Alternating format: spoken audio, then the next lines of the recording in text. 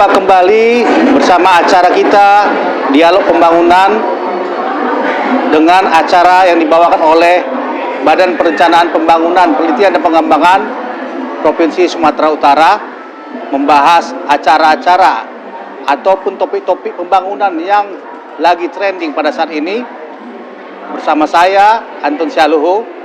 Pada malam hari ini, Bapak Ibu sekalian, kita akan membawa tema yang sangat-sangat menarik, yaitu terkait dengan peningkatan pemerataan akses dan kualitas pendidikan di Provinsi Sumatera Utara. Oleh karena itu, Bapak Ibu telah hadir bersama kita di sini narasumber dari Dinas Pendidikan Provinsi Sumatera Utara, yaitu Bapak Sekretaris Dinas Pendidikan Provinsi Sumatera Utara, Bapak Murdianto. Selamat malam, Pak. Selamat malam. Macet, Pak? Lumayan. Assalamualaikum. Iya, makasih, Pak. Baik, Pak, kita lanjut aja, Pak, terkait dengan tema kita malam hari ini, Pak, terkait dengan bagaimana pemerataan akses pendidikan dan juga peningkatan kualitas pendidikan, Pak. Tentunya dengan peningkatan kualitas pendidikan itu ada harusnya inovasi-inovasi ataupun terobosan-terobosan terkait dengan bagaimana program pendidikan terkait dengan program pembelajaran yang inovatif kepada siswa. Kira-kira, Pak, apa strategi atau langkah-langkah yang telah dilakukan oleh Dinas Pendidikan Provinsi Sumatera Utara terkait dengan inovasi tersebut, Pak? Baik, terima kasih Pak Syalu. Ya. Assalamualaikum warahmatullahi wabarakatuh. Selamat malam dan salam sejahtera buat Bapak Ibu, anak-anak dan rekan-rekan semua. Terutama khususnya saya sapa rekan-rekan pendidik se-Sumatera Utara. Salam pendidikan sumut bermartabat. Terima kasih. Salam hormat dari Bapak Kepala Dinas Pendidikan Provinsi Sumatera Utara, Bapak Dr. Haji Asrian Nasution, terkait tentang pembangunan, prioritas pembangunan di Sumatera Utara, khususnya di dalam sektor pendidikan. Ini ada dua hal penting yang menjadi program prioritas. Di dalamnya ada peningkatan kualitas dan pemerataan layanan akses pendidikan. Di dalam peningkatan kualitas pendidikan itu berarti substansinya kita menyentuh kepada inovasi-inovasi pembelajaran. Di dalam inovasi pembelajaran ini berarti kita minimal ada tiga hal penting. Yang pertama, bagaimana kompetensi Bapak Ibu guru sebagai pembelajar pembaharuan perubahan-perubahan yang ada bisa menciptakan inovasi-inovasi pembelajaran. Kemudian yang kedua, substansi dari peserta didik. Berarti dari peserta didik dengan adanya implementasi kurikulum merdeka, ini juga ada hal baru yang mindsetnya juga harus diterapkan oleh peserta didik, yang pada intinya adalah selama ini guru menjadi pusat pembelajaran. Nah, kalau guru menjadi pusat pembelajaran, maka objeknya menjadi siswa. Nah, sekarang dengan implementasi itu, murid, peserta didik itu harus menjadi pusat pembelajaran. Sehingga secara sederhana, biar masyarakat bisa menangkap dengan mudah, pada saat siswa diberikan keleluasaan untuk mengimplementasikan pembelajaran, simpelnya pada saat siswa itu masuk ke kelas, mereka sudah tahu apa yang harus dipelajari, sudah tahu apa yang harus dipersiapkan, sudah tahu apa yang harus dikerjakan. Nah, kemudian dari level pengetahuan itu, setelah ada proses pembelajaran dengan Bapak Ibu guru sekaligus berinteraksi dengan seluruh peserta didik, maka level peningkatannya menjadi lebih memahami. Nah, lebih memahami konsep-konsep yang sudah dia secara pengetahuannya sudah dimiliki. Dan terakhirnya mereka berdiskusi dengan sesama, berdiskusi dengan Bapak Ibu guru, akhirnya level yang lebih tinggi bisa mengimplementasikan, bisa menyelesaikan mensolusikan problem-problem kehidupan ataupun yang terkait dengan masyarakat. Kemudian yang kedua, perluasan layanan akses pendidikan. Bapak Ibu sekalian, dalam layanan akses pendidikan ini kita harus melihat rentang Sumatera Utara itu cukup luas, sehingga layanan akses ini harus bisa menjangkau kepada seluruh masyarakat yang ada di Sumatera Utara, khususnya dalam usia sekolah. Nah, yang sudah dilakukan sesuai dengan visi misi Bapak Gubernur Sumatera Utara, layanan akses ini dengan menambah jumlah sekolah-sekolah baru. Pada tahun 2023 ini kita membangun 13 sekolah baru. Harapannya dengan menambah titik-titik unit sekolah baru ini berarti daerah tertentu, kecamatan tertentu yang sebelumnya ini belum mendapatkan atau belum dekat dengan sekolah, ini menjadi lebih mudah untuk mendapatkan layanan akses itu. Demikian Pak Syalbu. Menarik tadi Pak yang Bapak sampaikan terkait dengan guru Pak. Otomatis bagaimana caranya meningkatkan kualitas siswa tergantung juga oleh bagaimana kualitas guru itu sendiri Pak ya. Bagaimana kira-kira Pak peran dari Dinas Pendidikan untuk mengembangkan kompetensi guru terutama di dunia yang berbasis digital sekarang nih Pak. Kira-kira Pak. Baik, terima kasih Pak Syalu.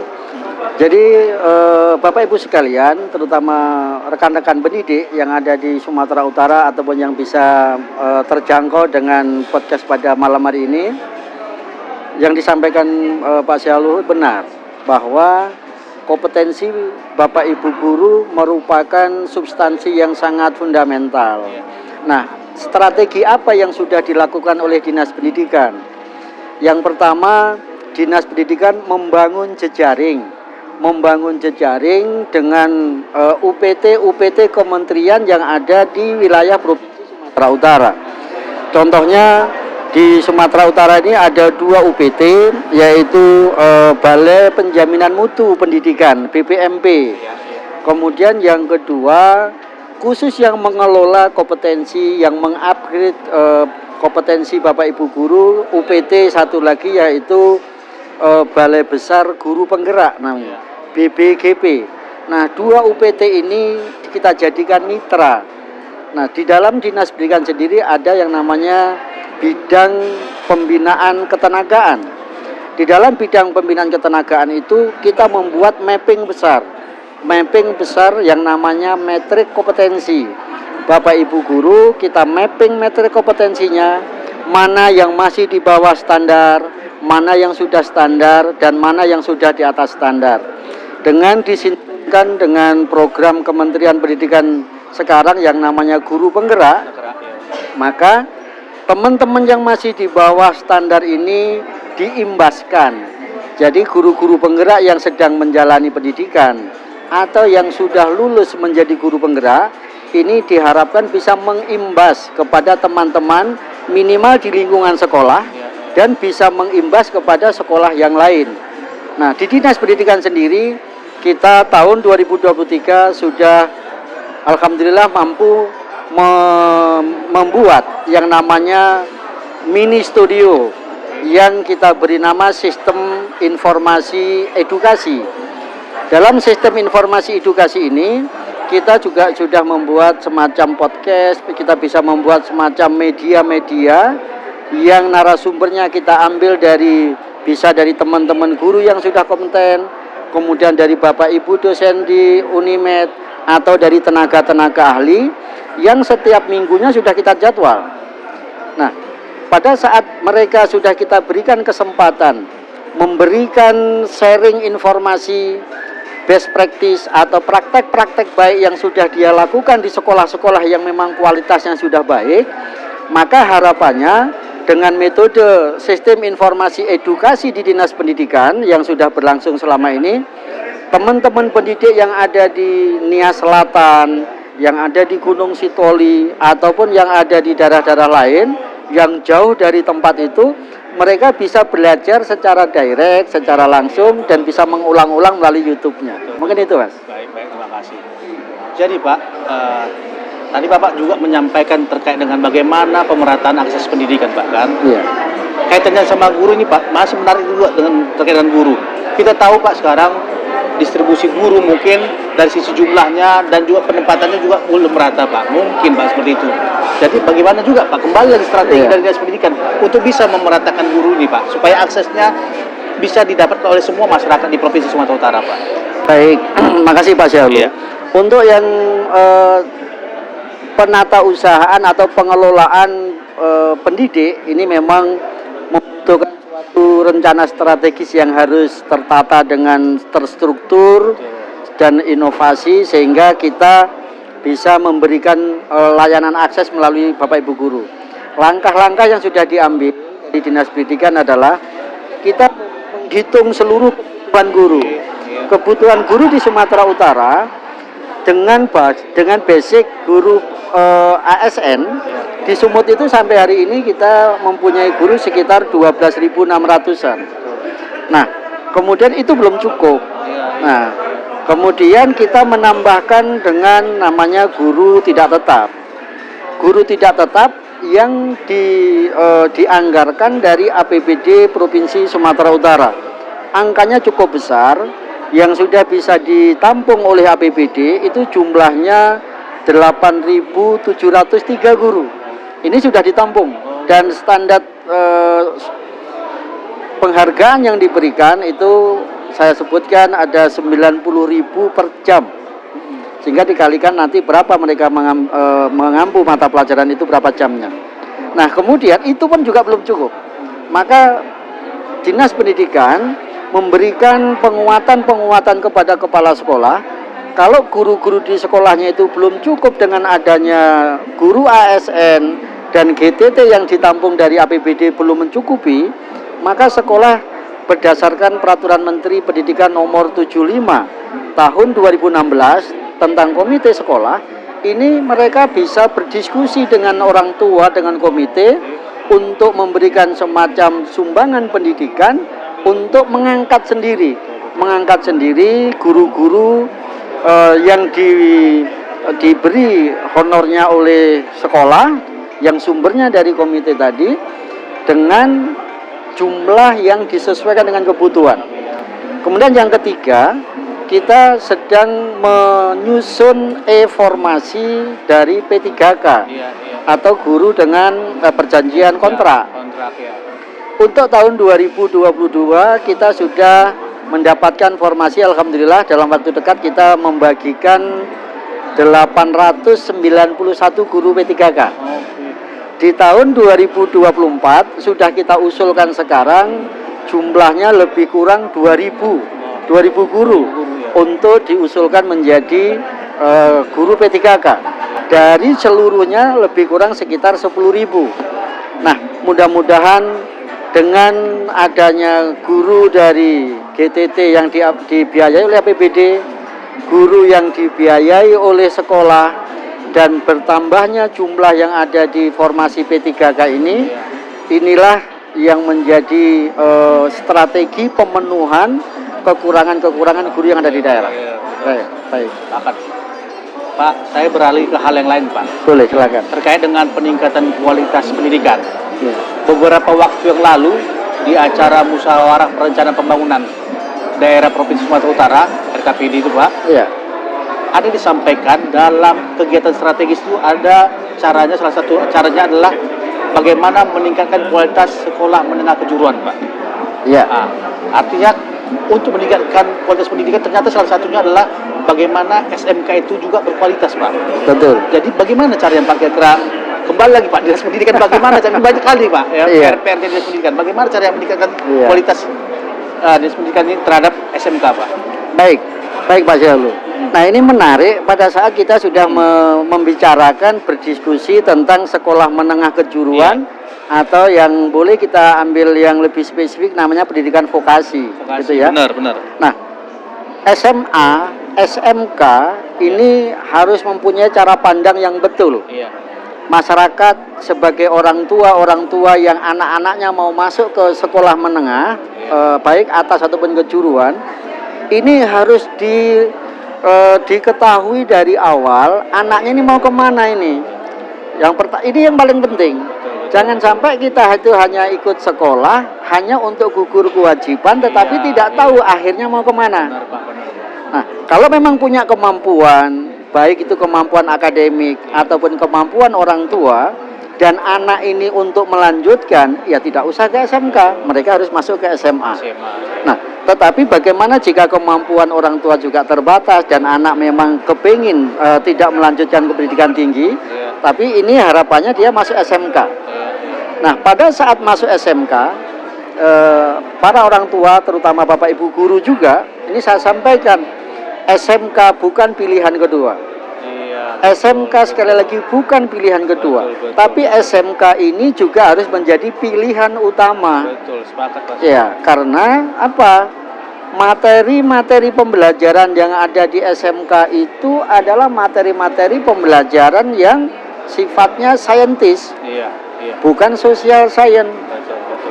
Jadi kalau anak tidak serius, tidak mungkin bisa mempelajari fisika, bisa mempelajari matematika, kolaborasi menjadi bahasa teknologi gitu kan. Nah, akhirnya yang kedua, SMK ini secara spesifik supaya bisa membedakan dengan SMA, SMK ini harus menggandeng, berkolaborasi, membangun jejaring dengan dunia usaha dan dunia industri gitu ya. Sehingga apa? Ada kecocokan materi-materi yang diajarkan di SMK sehingga mampu menghasilkan alumni dengan keterampilan standar yang mampu bekerja dan bersaing di dunia industri. Maka dengan istilah link and match.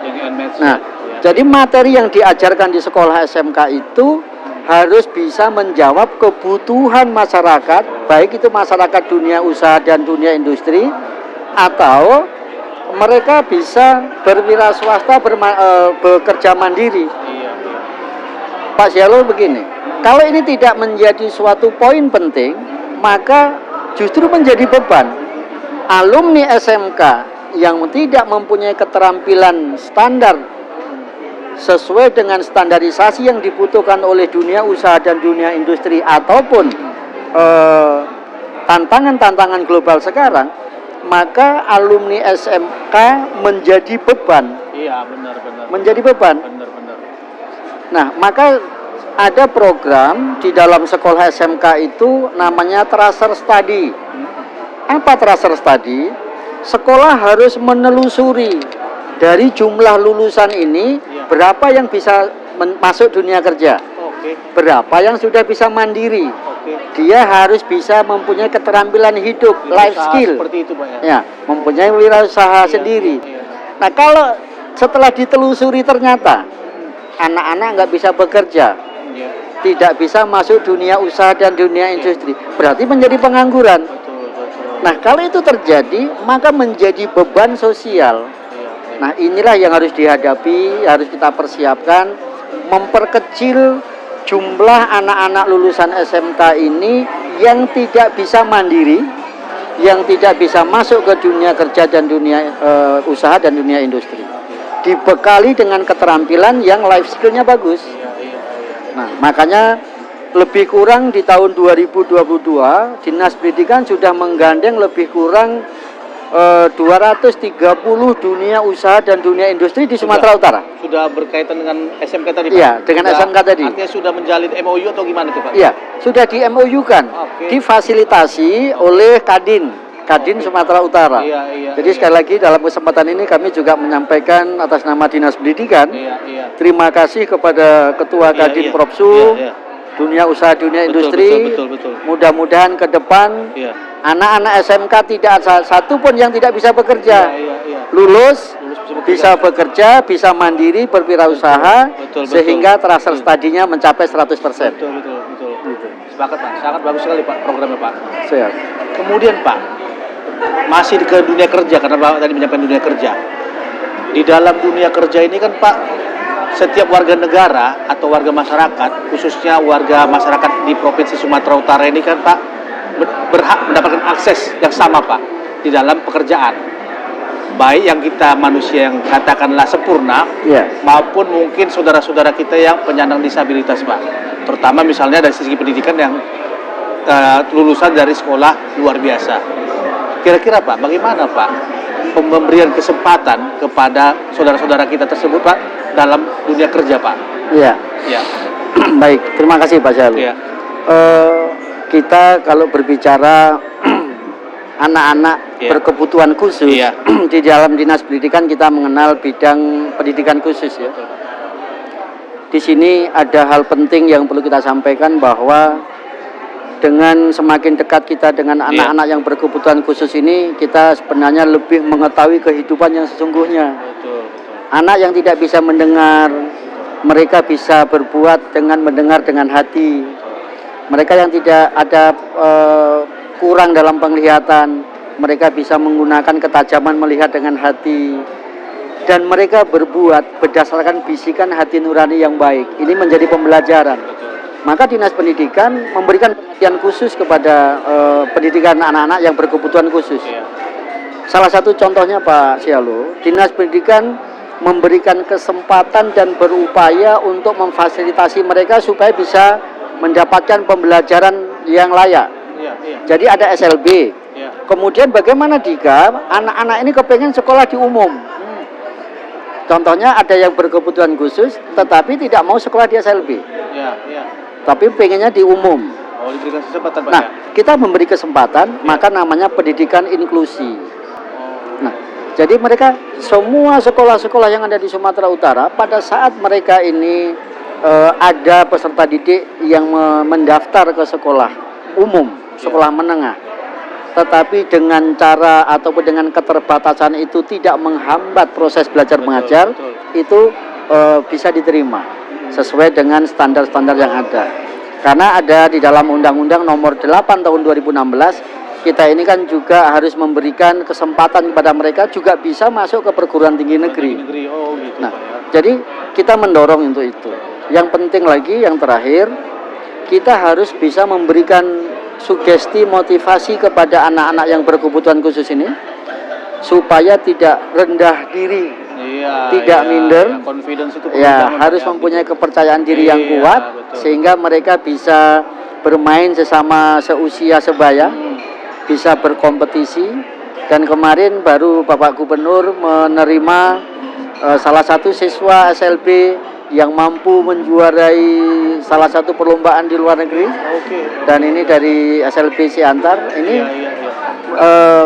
Bapak Gubernur akan memberikan beasiswa Aduh. ke perguruan tinggi. Ini salah satu contoh bukti bahwa pendidikan Dinas Pendidikan Sumatera Utara di bawah asuhan Bapak Gubernur Sumatera Utara, Bapak Edi Rahmayadi, mempunyai perhatian yang besar kepada pendidikan khusus. Oke.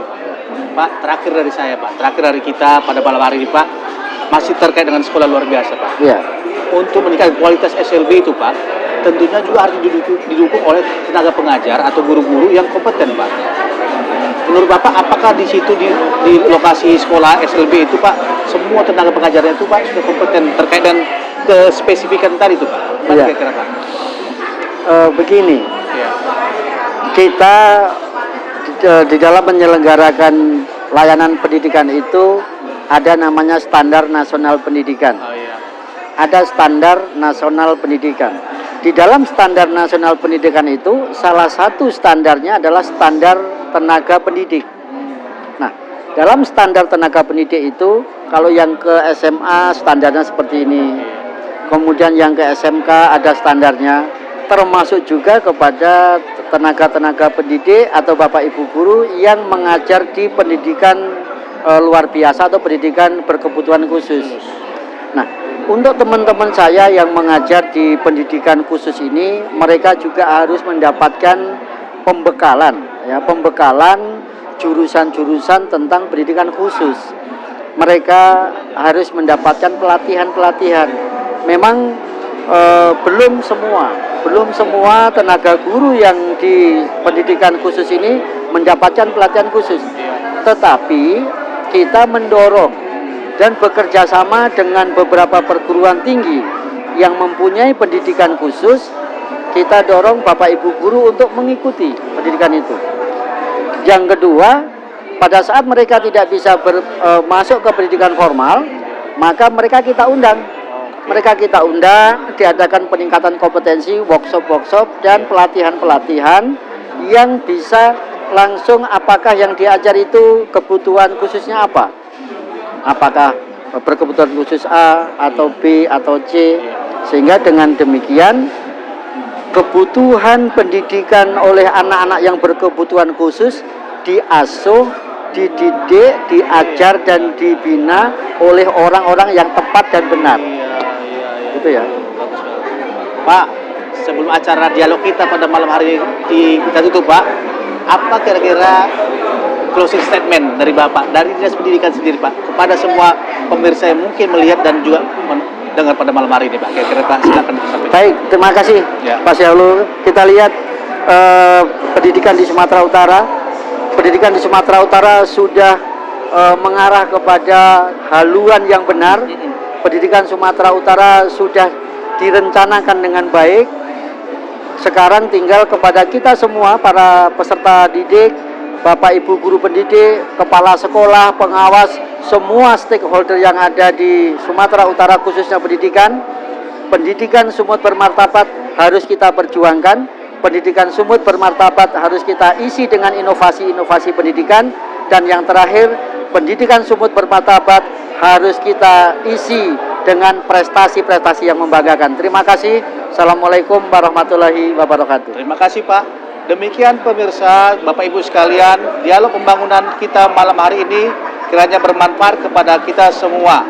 Kami dari Bapelitbang Provinsi Sumatera Utara mohon izin pamit, sekian dan terima kasih. Baik, terima kasih. Assalamualaikum. Terima kasih ya Mas. Ya, Pak.